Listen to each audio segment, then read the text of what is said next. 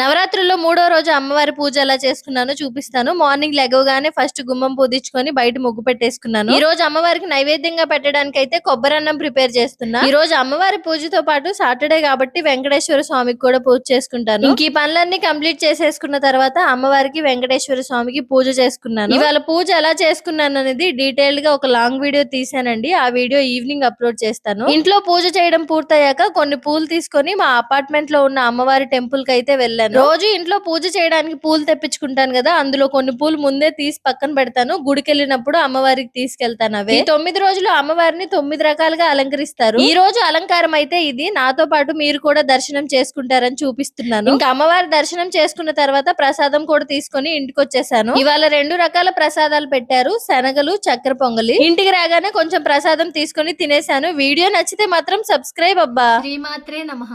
ఓం నమో వెంకటేశాయ.